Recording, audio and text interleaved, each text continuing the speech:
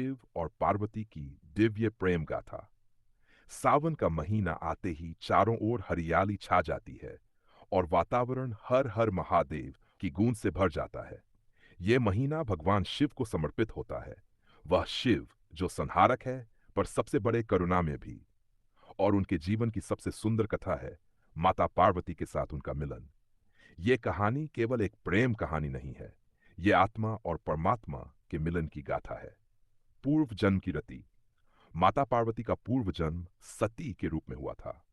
सती दक्ष प्रजापति की पुत्री थीं और भगवान शिव की परम भक्त। उन्होंने प्रेम पूर्वक शिव से विवाह किया, परंतु दक्ष भगवान शिव का अपमान करते थे और एक बार उन्होंने एक यज्ञ में शिव को आमंत्रित नहीं किया। सती वहां पहुंची पर पिता द्वारा शिव का अपमान सह न सकीं और वहीं अग्नि में कूदकर अपने प्राण त्याग दिए। इस घटना ने भगवान शिव को विचलित कर दिया। उन्होंने सती के वियोग में तांडव किया और पूरे ब्रह्मांड को हिला दिया। सती के शरीर को लेकर वे भटकते रहे और तभी विष्णु भगवान ने अपने सुदर्शन चक्र से सती के शरीर के टुकड़े किए, जो पृथ्वी के विभिन्न भागों में गिरे और आज शक्तिपीठ के रूप में पूजे जाते हैं। पुनर्जन्म और कठोर तपस्या। सती ने वचन दिया था कि वह फिर जन्म लेंगी और शिव को पति के रूप में प्राप्त करेंगी। समय बीता गया और हिमालय पर्वत के घर में सती ने पार्वती के रूप में जन्म लिया। वे बचपन से ही शिव की पूजा में लीन रहतीं। उनका लक्ष्य स्पष्ट था, शिव को ही पति बनाना है। किंतु भगवान शिव अब योगी बन चुके थे। वे संसार से विरक्त ध्यान में लीन रहते थे। पार्वती ने सब कुछ त्याग कर जंगलों में कठोर तपस्या शुरू की।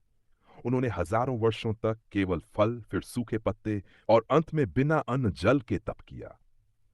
उनकी तपस्या इतनी प्रबल थी कि देवताओं तक को चिंता होने लगी।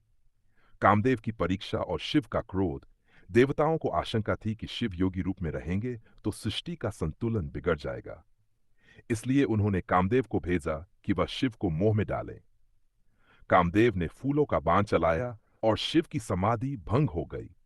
क्रोधित होकर शिव ने तीसरी आंख खोल दी और कामदेव वहीं भस्म हो गए। परंतु जब उन्होंने पार्वती को तप में लीन देखा, तब उनका हृदय पिघल गया। पार्वती के निश्चल प्रेम, त्याग और भक्ति ने भगवान शिव का हृदय जीत लिया। शिव पार्वती विवाह। शिव ने पार्वती से विवाह करने का निश्चय किया। हिमालय और की माता को जब ये ज्ञात हुआ तो वे हर्षित हुए। विवाह की तैयारियां भव्य रूप से होने लगीं। किंतु जब बारात आई, शिव अपने भूतगण, नागों, श्मशानवासी योगियों और विचित्र रूप में बारात लेकर आए तो माता मैना घबरा गई। उन्होंने सोचा, क्या मेरी कन्या का विवाह किसी राक्षस से हो रहा है? पर पार्वती ने माता को समझाया, मां, यही मेरे आराध्य हैं, यही मेरे स्वामी हैं। इन्हें बाहरी रूप से मत देखो, इनके भीतर ब्रह्म छिपा है। अंततः भव्य रूप में शिव पार्वती का विवाह संपन्न हुआ। देवता, ऋषि मुनि, गंधर्व सभी साक्षी बने। यह विवाह केवल स्त्री पुरुष का नहीं, यह शिव और शक्ति का मिलन था। गृहस्थ जीवन और पारस्परिक सम्मान। विवाह के पश्चात शिव और पार्वती कैलाश पर्वत पर रहने लगे। यहीं से एक नई यात्रा शुरू हुई। तपस्वी शिव अब एक आदर्श पति बने और पार्वती आदर्श गृहिणी। दोनों में गहरा सम्मान था, गहरा प्रेम था। शिव ने पार्वती को शास्त्र, तंत्र, योग और ध्यान की शिक्षा दी और पार्वती ने शिव को सामाजिक, पारिवारिक और भावनात्मक पहलुओं से जोड़ा। वे साथ मिलकर सृष्टि को संतुलन देने लगे। भगवान गणेश और कार्तिकेय जैसे महाप्रभाओं का जन्म हुआ, जिन्होंने असुरों का संहार किया और धर्म की रक्षा की। अर्धनारीश्वर, समानता का प्रतीक, एक बार पार्वती ने शिव से पूछा, प्रभु, जब आप मुझे अपनी अर्धांगिनी मानते हैं तो फिर मुझे अपने समान क्यों नहीं देखते? तब शिव मुस्कुराए और एक दिव्य रूप धारण किया, अर्धनारीश्वर का, जिसमें आधा शरीर शिव का था और आधा पार्वती का। उन्होंने पार्वती, तुम केवल मेरी पत्नी नहीं, तुम मेरी शक्ति हो।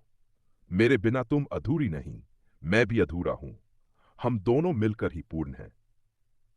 यह दृश्य आज भी हर स्त्री पुरुष संबंधों के लिए प्रेरणा है, जहां न कोई बड़ा है न छोटा, बस सम्मान, प्रेम और साम्यता है। सावन और शिव पार्वती की महिमा। सावन के महीने में जब धरती पर हरियाली छा जाती है, जब बादल गरजते हैं, जब जलधाराएं बहती हैं, तो ऐसा लगता है मानो शिव और पार्वती का आशीर्वाद प्रकृति पर बरस रहा हो। स्त्रियां इस महीने में सोमवार का व्रत रखती हैं, शिव की पूजा करती हैं, ताकि उन्हें वैसा ही प्रेम करने वाला, धैर्यवान और समझदार जीवन साथी मिले जैसा भगवान शिव हैं। सावन केवल पूजा का महीना नहीं, ये याद दिलाता है त्याग, तप, प्रेम और संतुलन की, जो शिव पार्वती के जीवन से हमें मिलता है। निष्कर्ष, भगवान शिव और माता पार्वती की कहानी हमें सिखाती है कि सच्चा प्रेम केवल शब्दों में नहीं होता, वह तपस्या में होता है, वह धैर्य में होता है, वह परस्पर सम्मान में होता है। अगर शिव संहारक हैं तो पार्वती सृजन है, दोनों साथ हों तो ही जीवन सुंदर है। सावन में जब आप बेलपत्र चढ़ाएं, जब आप नमः शिवाय का जाप करें, तो ये भी याद रखें कि शिव वही है जो अपने प्रेम के लिए सती के वियोग में तपते रहे, और पार्वती वही हैं जिन्होंने भगवान को पाने के लिए अपना सर्वस्व त्याग दिया। हर हर महादेव। सावन की शुभकामनाएं। अगर आप चाहें